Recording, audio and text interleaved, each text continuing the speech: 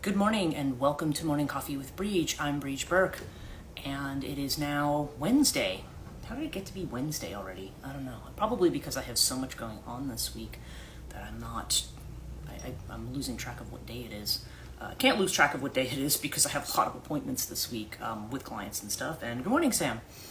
I was just noting how it's Wednesday already, and I'm like, how did we get here? But because I have a whole bunch of things going on. I've got a life path reading I'm doing for somebody tomorrow, so I want to finish. I started work on that yesterday. I think I did about maybe an hour's worth of work, but it's going to take me a few more hours just to put all the components together. I think the human design component takes the longest. So, and I want to organize it into, I always like to organize it into a nice, neat summary and report, and then I usually include all of my notes with that. For people who don't know what that is my Western astrology, Vedic astrology, human design, super reading, and current transits, all kind of rolled into one reading that we talk about. And then at the end of the reading, I will usually do tarot and oracle, whatever that person wants or needs at the end to kind of flesh out what it is they need to know about their life path. So that's how I end up doing the whole reading, but it takes a while. And I'm also, I didn't get to talk on yesterday, because yesterday I was talking about my visit with my guru. Today I was, Sunday night I had actually had a meeting with the three professors right now who I'm kind of starting this school with, and then there's a fourth one who might get involved. I was supposed to meet with her Monday, but it didn't work out. And I'm also thinking about calling my former mentor and see if he wants to actually lecture. Of course, he's retired and he's older now, so he may not want to, but he was absolutely brilliant when it came to like the psychology of religion and stuff. One of the people who are going to be teaching, Dr. Cressida Stone, people are familiar with the Santa Muerte. She has a book called Secrets of Santa Muerte, which is a really, really great book. I mean, even as someone who's not a regular Santa Muerte devotee, there's a lot of good and useful information in that book, so I do have it. And I did do a review of it on my Katonia channel, but she had suggested to me that the title I had, she goes, Interdisciplinary Center for the Study of Feminine Mystery, because it's kind of a mouthful. Can we make it a little shorter? And I think she actually wanted to go more on the dark feminine thing, but the problem is, branding-wise, dark feminine is something people get in connection with Katonia, but what I'm really trying to do is create an academic and kind of certification, we'll call it. I mean, it's not like it's accredited by a state or by, Middle States or one of those organizations that accredits those kinds of things. But I want it to be something, that's why I'm not turning it into something like Katonia U or something like that. Because she's saying, this should really be something that piggybacks on the Katonia podcast. And I don't know if it's a testament to how well it didn't do before. The fact that not only her, but a lot of other people who are very close to me are just kind of like, well, you should really, do a school like this. I'm like, I did a whole set of TikToks. I did, that was the one time I was on there. I did a whole bunch of stuff promoting this school. Nobody saw it, and I think I had one person in 4 years sign up in that school. So I trashed that idea. I said, no, I don't want it to be just an outgrowth of Katonia. I want it to be something where if people take this, if somebody is taking this for interest, then it's something, and I want it to be, that's something I want people to be able to put on their CV or their resume. I want people to be able to say, okay, just like, because even if you go to like Udemy and take a course, you're still taking a course with a title that is, strongly connected to what it is that you're doing. And you can say that you have a certificate in it if you studied with somebody who is an expert. But if you call it something that's straight, dark feminine was already a controversial term. Now, obviously, people who follow Katonia know what it means, and they're like, yeah, totally. We've floated other terms, and they don't really work very well. There's just nothing, because some people just get very scared of the term dark, or they automatically, I don't want people looking at it and thinking like, oh, so you did like a Hogwarts thing, right? I mean, I'm not trying to, because that's totally not what it is. It's an academic discussion of myth. So I don't want a title that's going to sound, even though people who are into it, we like, ooh, that sounds cool. I'm really trying to reach a broader audience with this. So, so that's probably something I'm not going to do. I might shorten the name, though. I don't think that's a bad idea. So I'm thinking about that.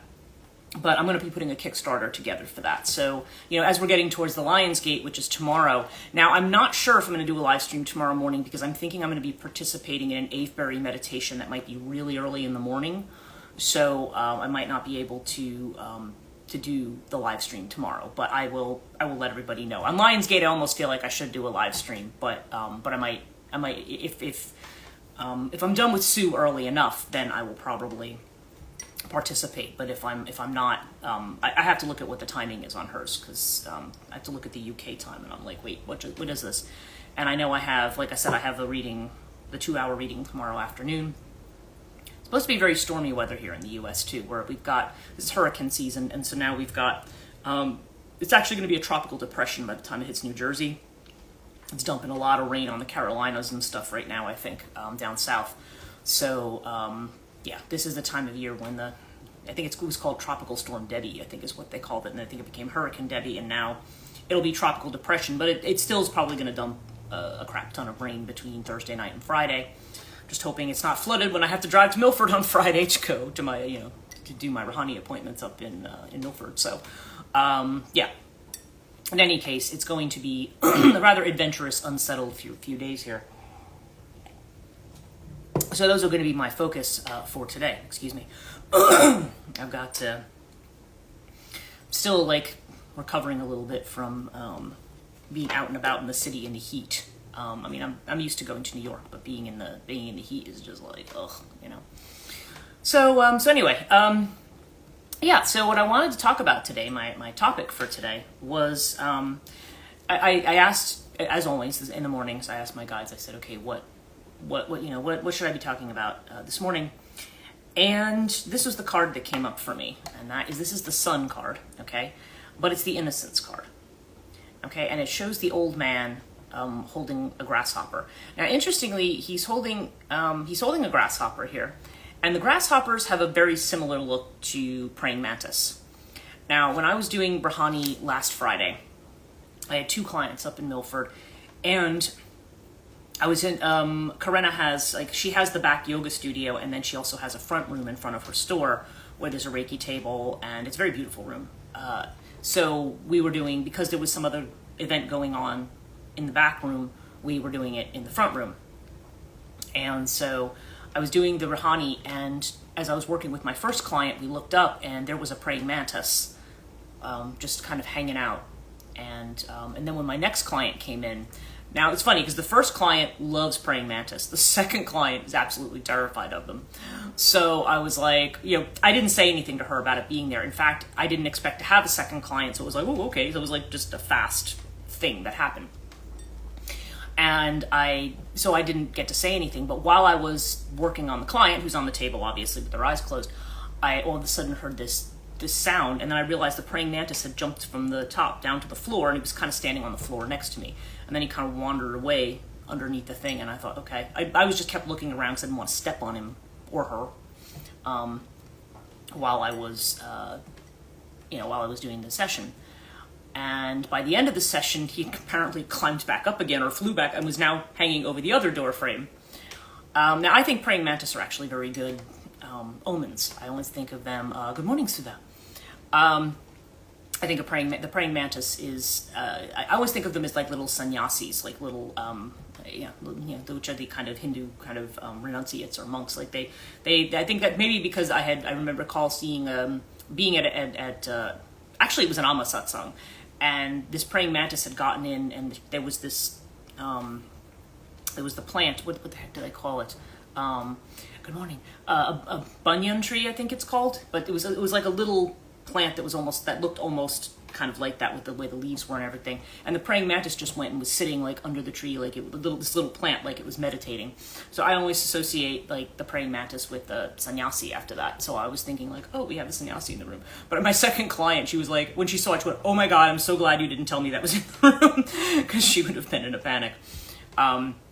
They can bite and stuff if you hold them or pick them up, but I just felt like, I just think they're really cool. And of course, we're now in spotted lanternfly season here in New Jersey, so praying mantis I think is one of the only bugs that actually eat spotted lanternfly, because they're badass that way.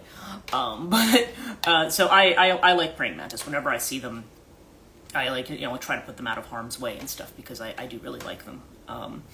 But anyway, so that's just what this card kind of reminds me, the little green, this is really a grasshopper.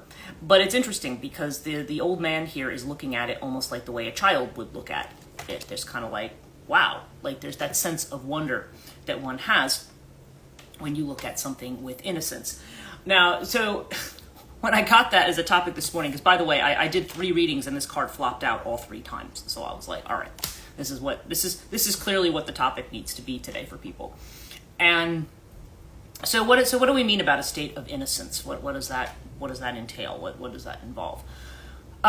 Innocence is something that we associate with children. Now,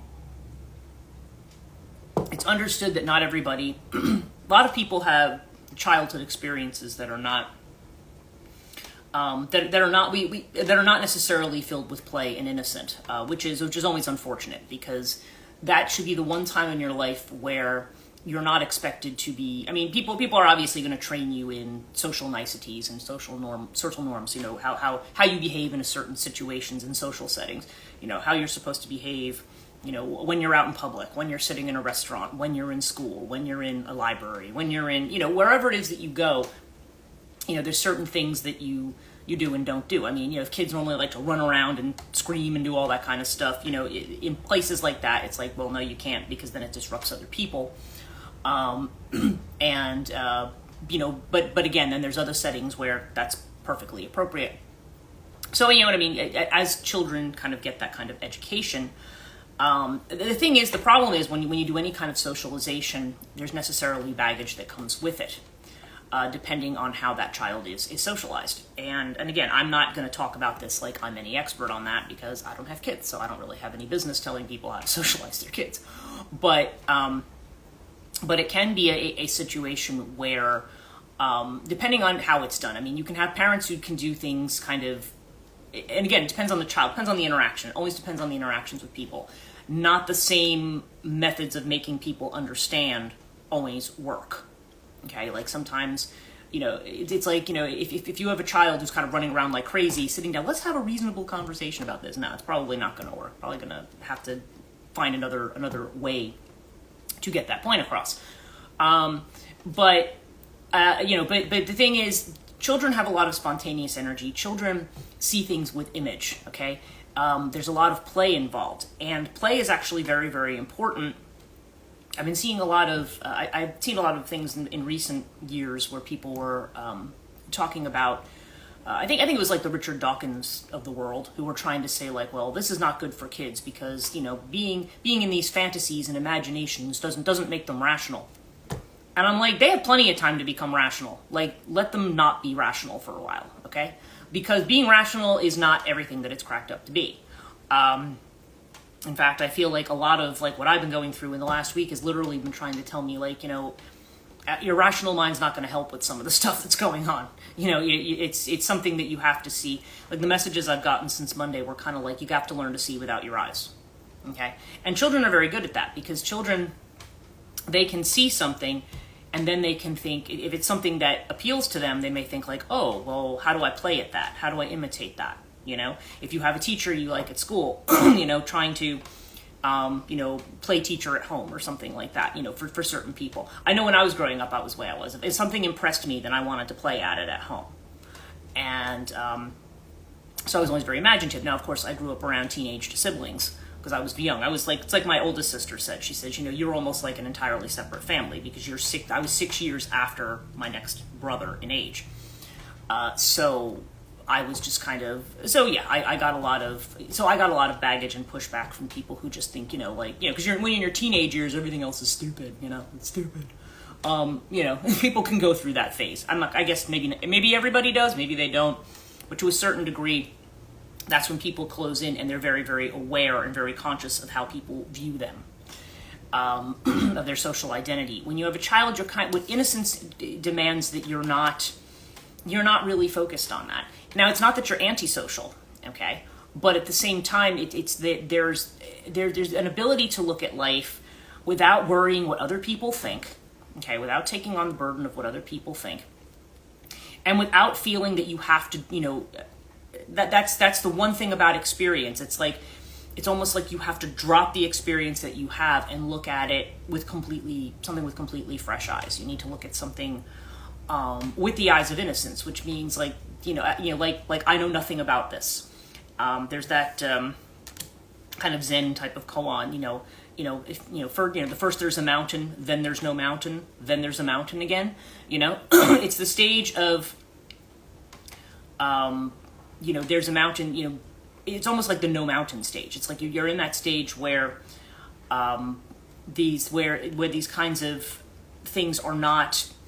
It's like you move into a space where you recognize that what you understand things. When we try to understand what is real, okay? Maybe this is the way to put it. When you try to understand what is real, there's a lot of discussions about what's real and what's not real, okay?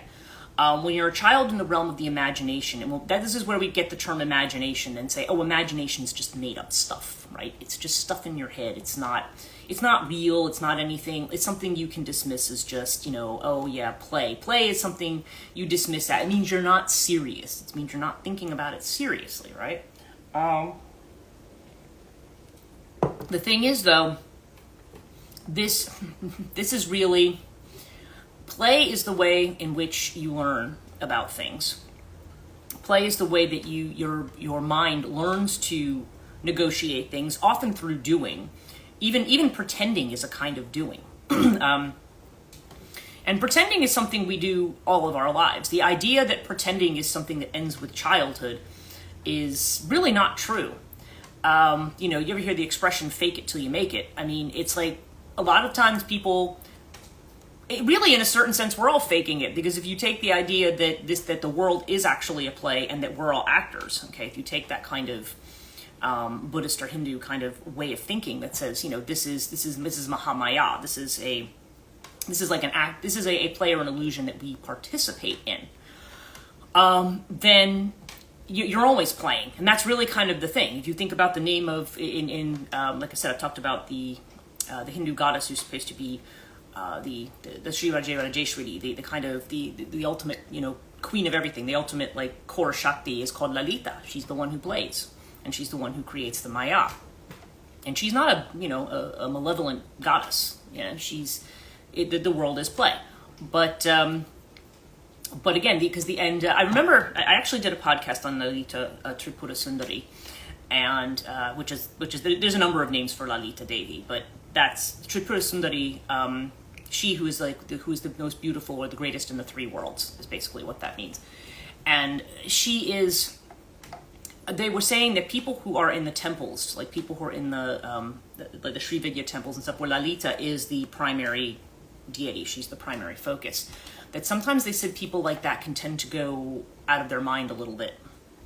That it can actually kind of put people in. That it has an effect on people who are in that temple all the time. And so that if you are trying to remain grounded in what we think of as reality, that may be quite difficult. And actually, just from my little experience with that, because obviously I'm not a pujarani or anything like working in a temple, but you could see, just from the experiences I've had of that, I could see absolutely where it can put you in a space where the world, as most people tend to see it, is really hard to function in. To be able to kind of do both, which is what often the gurus can do, is they can be in that space when they need to, and then they can be, in the kind of practical grounded space where everybody is at the same time. That is something that is incredibly hard. That is incredibly hard. I feel almost like if I'm in that space, it's very hard to me to just get into the other one. But the other one tends to come through grace, or through just it can come as a natural state, maybe the more that you tune into it, perhaps, but it's not something you can make happen. And that's the thing about innocence. Innocence is about just looking at things as they are without judgment, because you're coming at it as though you don't know anything. Innocence, innocent, but I don't want to confuse innocence with ignorance either. I mean, there could be a kind of ignorance in the sense of, not knowing, but I feel more like it's somebody who, like it's the way that it's referred to here. It's like somebody who comes in who who does know, who has experience, who's been in the world.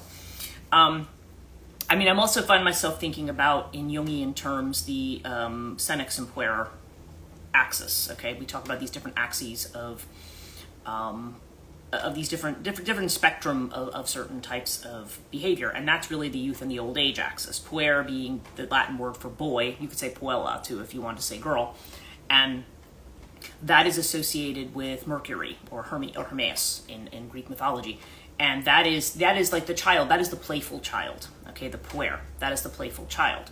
But here we see the senex as the old man, okay, so that's more Saturn oriented. It's more like end of life, you know, the wisdom of age, you know, the aloneness of things. Like Saturn tends to have more of a depressive thing. In fact, back before a lot was known about bipolar disorders and things, you know, Jung would have defined manic depression as an imbalance of the senex-puer axis, okay?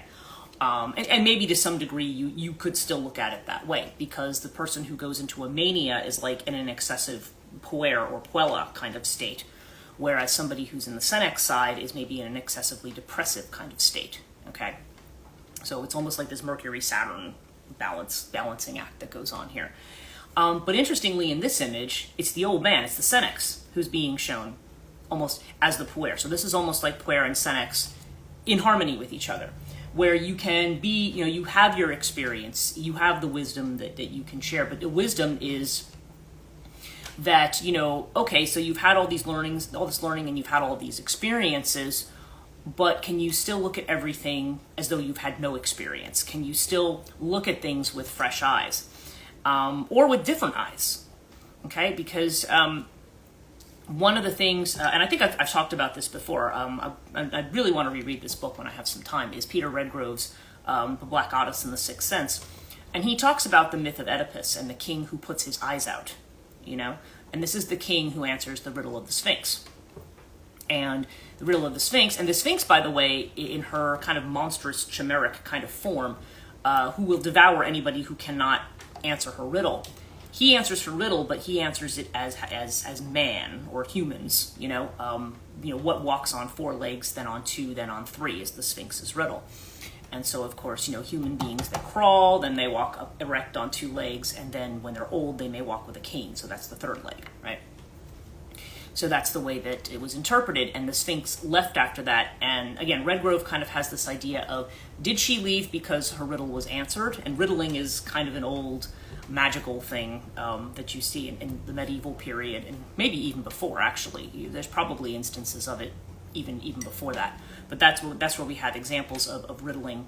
You'll hear folk tales, for instance, about the girl who's watching the baby, you know, overnight, and then the troll appears at the window to try to steal the baby. So she starts getting in a riddling contest with the troll until the daylight comes, and then the troll, you know, actually dies because it's now been exposed to sunlight. They function at night. You know, this is. I remember this is like a folktale that I've read, but that is a theme. The idea that when you are in a battle with something that is stronger than you, that you get into this riddling contest, which is kind of interesting. It's almost like the way in which one's quick intellect or quick thinking. But again, to answer riddles, you can't always think about things in a linear, rational fashion. You know, riddles are meant to kind of get a little bit outside of that. So, and riddles again. I mean, where do you find books of riddles in a library? You find it in the children's room, right? I mean, there's something about it that's almost like an innocent way of thinking. And Zen koans are meant to be quite similar. They're statements that are made that don't make any rational sense. And it's like you have to kind of work through the imagery of it. You know, you can't just you can't just read it at face value and do a SWOT analysis on it. I mean, you can't analyze it, okay, in any kind of normal terms. These are ways of thinking that are outside the realm of that. Off topic, what is the relevance of sunlight and creatures and monsters? I'm currently trying to understand it. Well, creatures and monsters are often considered to be part of the chthonic space. They're part of the dark space, or maybe even the underworld. And certainly if you are looking in a construct that is, certainly when you get into a more Christianized context, and when you have this idea of the underworld as like this bad place, this place of darkness, where darkness is equated with evil, then the idea is that the monstrous exists in those spaces, and when exposed to light, that it's destructive to them. Like it's a battle between light and dark. But that said, it can also be that the idea that once you expose something that's hidden from a psychological standpoint, something that's hidden in your consciousness, when it's exposed to light, that then it is something that is exposed perhaps for what it is. So if people are dealing archetypes, okay, for example, when archetypes constellate, which means that they're unconscious most of the time, you are aware of archetypes, but not in a like, oh, look, that's an archetype over there. I mean, you don't look at things that way, okay? It's just, there's an expression of it that resonates with you, and you don't have any rational reason as to why that is. When it constellates, then it kind of comes front and center, but then it kind of acts almost as a psychosis or a very severe neurosis. So when that is front and center, then that's when it becomes monstrous. That's when you kind of see it when you see it in the light. It takes on a form that is, that actually could potentially destroy it. Like the idea that aspect of us, or somebody who has repressed content and brings it up, right? Yeah, that's that monstrous thing that you bring into the light. And when you bring it into the light, that's when you can do battle with it. It's like now you can see what you're doing. Otherwise, you're kind of fighting in the dark. Say, okay, very interesting. That resonates. Okay. Yeah, so the monstrous though is often equated with the feminine, like the being swallowed by the whale. I mean, that's the same as being devoured by that destructive aspect of the feminine, and the Sphinx kind of represents that as well. So a lot of these beings tend to be portrayed as feminine, but they're not. They're often misunderstood that way because they're beings that challenge us. Okay, and the idea is not that they're evil per se. I mean, yeah, a lot of times we don't want to get devoured, but that doesn't, animals out there might devour you. That doesn't make the animal evil, it's just hungry. There's this idea about that. But talking a little bit more about Innocence, it just seems like, this seems to be coming up because I feel like what's going on is that we are kind of in this new space. We've kind of moved through a darkness, so to speak. And when I say that, I don't mean like it again depends on how you respond to it. Some people might see it as an evil time. Others might see it as a time for reevaluation and self-reflection. Other people, people might withdraw and feel threatened by it, or they might be very curious about it. It all depends on how or people may be looking to say, okay, I can't see my way forward, so how do I learn to map my way forward? If you're in a dark forest, and your GPS doesn't work and stuff, how do you map your way out, right? How do you figure out how to get there? And oftentimes this means using senses that we don't have. What I was saying about the Oedipus myth is that Oedipus, in the end, once the light of truth comes to light about what he's actually done, then he puts his eyes out because what he sees in front of him has betrayed him. Okay? So oftentimes the world that we see betrays us, but we assume that is what the real world is. Philosophers spend a lot of time arguing about what reality is. And if you really, really get into not only rationalist philosophy, but postmodern philosophy, you get to a point where there's just no... you literally question the existence of everything, because even rationality will take you to a point where you're going, none of this really should be quite real, or really can't define what that is. So I think this is coming up because it's the idea of things are illusory. We like to think, we always focus on truth, and we say, okay, I'm just focused on truth. Now, truth is going to be, yes, there are facts about things, and I understand that. We live in a world that is in 3 dimensions. We see certain things. We all agree that certain things are facts about how things work. Or we have scientific studies and things that tell us how things work or how they go. But that's really a very small percentage of things in terms of what we know. And we like to think that through the sciences and everything that we have kind of conquered nature, that we know all of this stuff. But there's a tremendous amount we don't know, and really the whole landscape of the psyche is something that we don't know. Psychology doesn't know it. Attacking it from a chemical perspective, that talks about brain functioning and how you might, if certain things are coming up due to chemical imbalances, which can happen, how to get that kind of back in balance and so forth. But it really doesn't understand what consciousness is. It doesn't really understand what the soul is. In fact, science would deny the whole existence of a soul and say, oh, no, that's not a thing. That's not real. It doesn't exist. But again, what are we calling a soul? Trying to put a definition on it. Certainly in psychoanalytic terms, the soul is it's all of your consciousness, including the imaginative part, including the images, including your dreams, including all of that stuff is part of your consciousness, including, and the thing is, what you see externally is an interaction. It's almost like a mirroring back what's going on inside. You're feeling back like what's in you, what's hidden.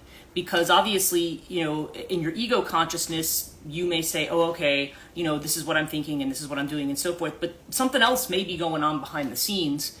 And you just may be kind of talking yourself into something, like, no, this is good. I like this. This is fine, It's like that meme of the dog just sitting there in like hell, like with the flames around it, just going, this is fine. Yeah, I mean, we can talk ourselves into stuff. But this is about almost demanding that we get back to a place of innocence. Now, there's something else to think about with children, because I'm also thinking about this in the context of what Alma said the other day. And I think it's almost like, because when you're children, typically, if you have a bunch of kids who go out and play, they're just going to go out and play together. They're not saying, oh, I'm not going to play with this person because they're this way, or they have these politics, or their family's from this place, or whatever. Kids will generally play with each other. It doesn't matter.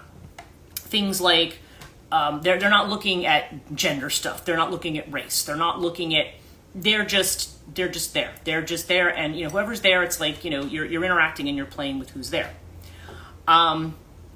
I remember when my nephew was he in preschool? I'm trying to remember if he was in preschool, if he was in kindergarten. I can't remember, but he had what was it? My sister noticed, because this was like one of those really all white neighborhoods, and that there was one African-American girl who was now in the class. And my sister said, yeah, I noticed this. This was back in the 80s. And she said, oh yeah, I noticed that there was the girl. And so she says, when he, came and picked him up. And I said, oh, you have a new girl in your class. And he said, oh yeah, the one who wears the red raincoat. Like, there was no discussion of, oh, her skin's darker or anything like that. Like, they kids see things differently. They're not looking at the kinds of separations. That sense of separation is still not entirely there. Even though they're learning it as they become individuals, they're still not in the space. Like, even with object relations theory, kids are not fully formed as individuals until they're 6, 7, 8. Then they become they have an identity.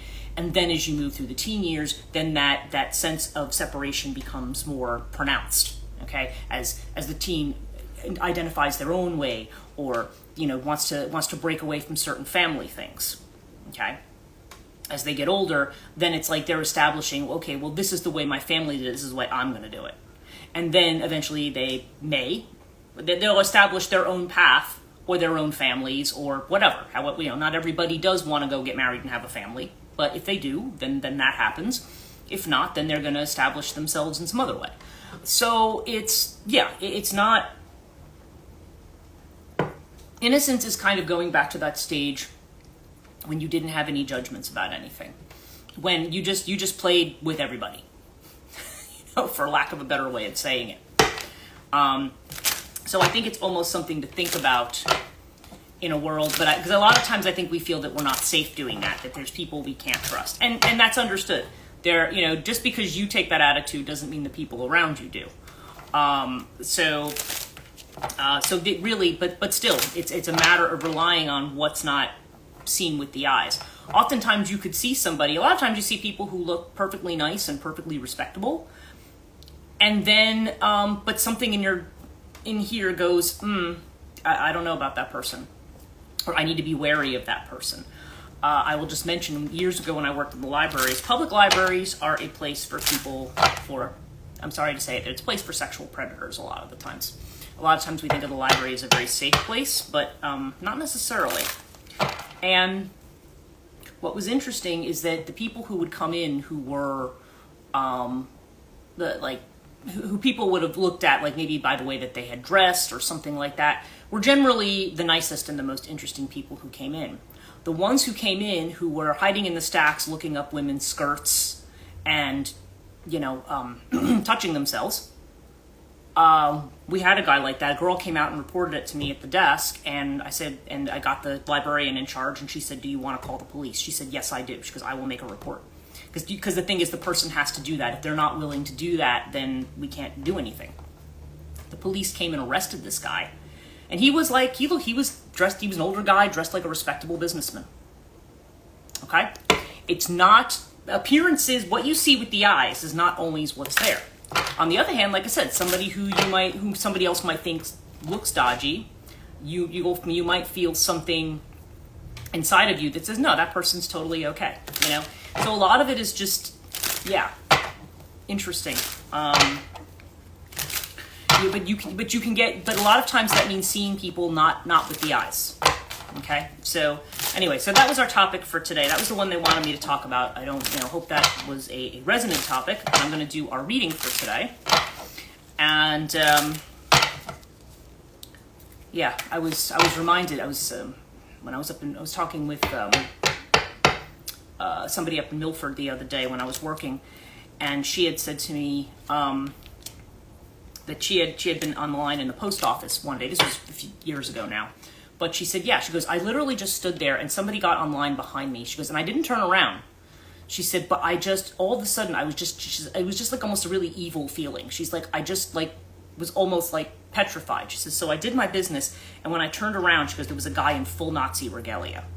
And we actually know who this guy is. He actually made international news because he had gone to a ShopRite bakery. He was married with 2 kids who he had named Adolf Hitler and Aryan Nation. Those were the names of his kids. And then he went to he wanted a birthday cake with this written on there. And of course, the bakers at that particular bakery happened to be Jewish in particular. And they were like, no, we're not doing this. Sorry. Which raises some interesting questions when we talk about the who can you make a cake for thing, right? But after that, there was some investigation, and eventually I think that guy's kids were taken away because, not because so much of that, but what was said was that no, it didn't actually have to do with that. It had to do with other things that were going on that were exposed by this happening, because this guy was saying, well, it's unfair. I'm allowed to be a Nazi if I want to. And technically, I mean, I don't know. But in any case, that was what, this person had actually felt very, very strongly. And so, but again, seeing without seeing the eyes. She hadn't even looked at him and made a judgment about him. She just felt it in her. That was just kind of to the point of doing that. Now, what's our center card today? Okay, the 8 of Swords. This is the guilt card, but this is also the card of being tangled up in the mind. Okay, and so if we're talking about innocence, that's not a state. The mind, it's not, I don't want to say it's a blank slate, but it's not, you're not tied up in a lot of this dissection that people do, this rational dissection that we do, okay?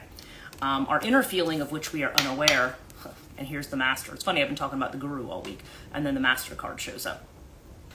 So internally, now for everybody watching, I would suggest that whatever that is for you, whoever your guide is, if you have a spiritual teacher, it could be that teacher who's guiding you. If not, it could just be your own internal guide, because we all sort of have an inner sense, like I said, that's unseen, that is a master, that sees things for what they are. So it doesn't, you could have somebody in the external world who reflects that back, who acts as a master to you or a guru, or you might not. So either way, there's some kind of guiding principle there that you're going by.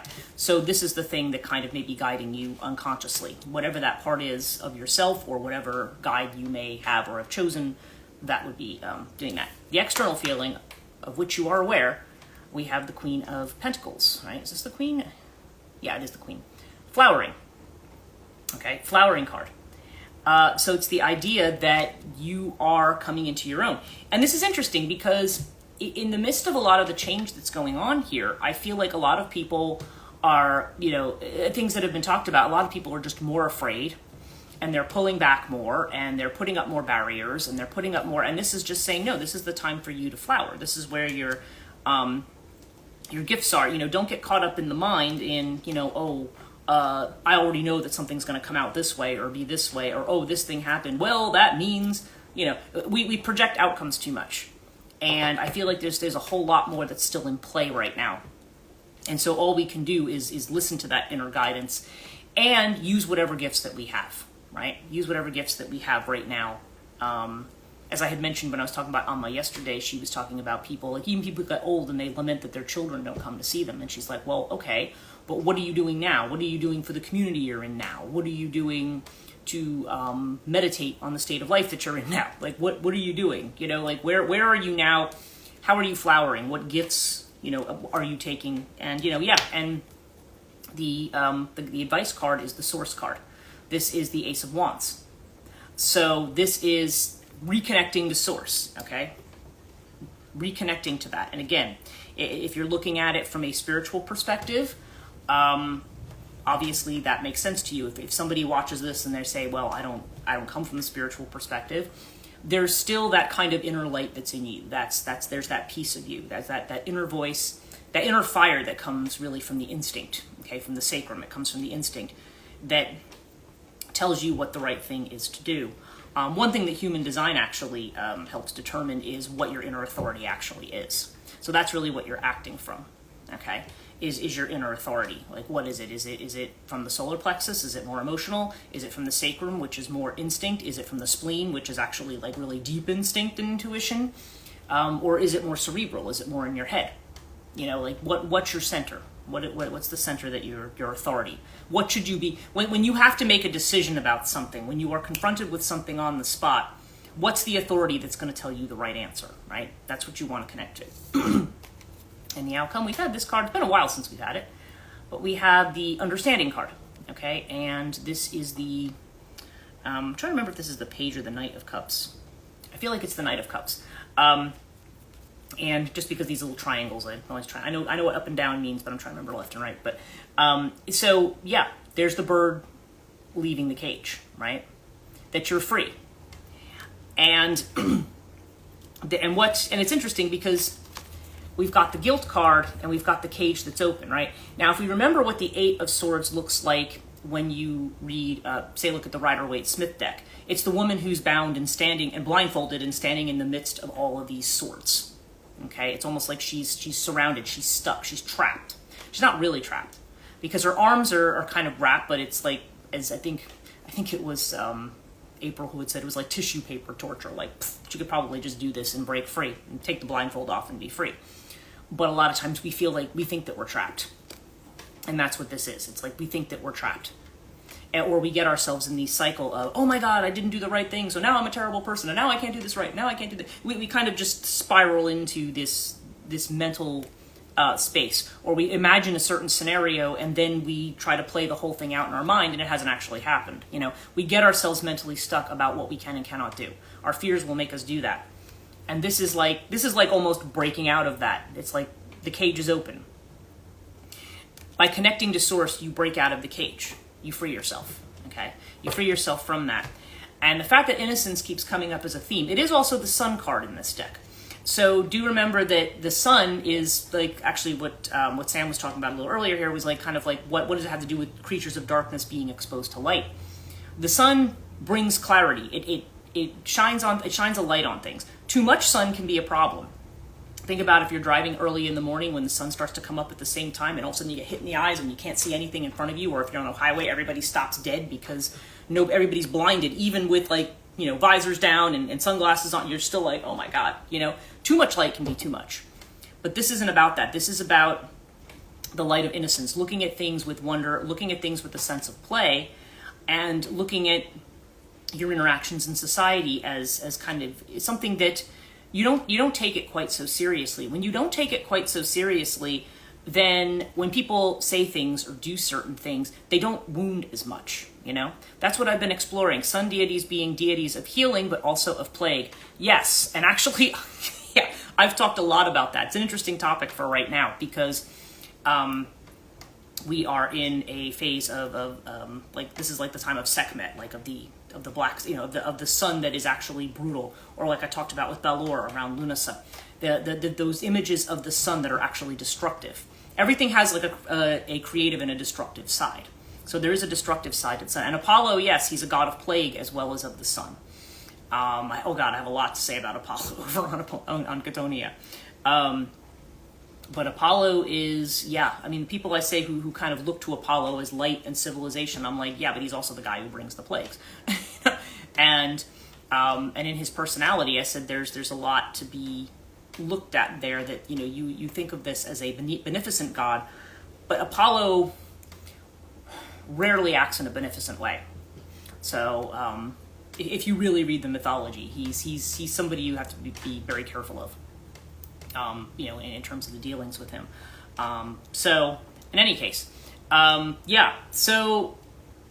understanding that the sun can bring clarity, but when we look at it in the sense of the sun as you have the illumination of experience, but now you can almost go back to that childlike state again.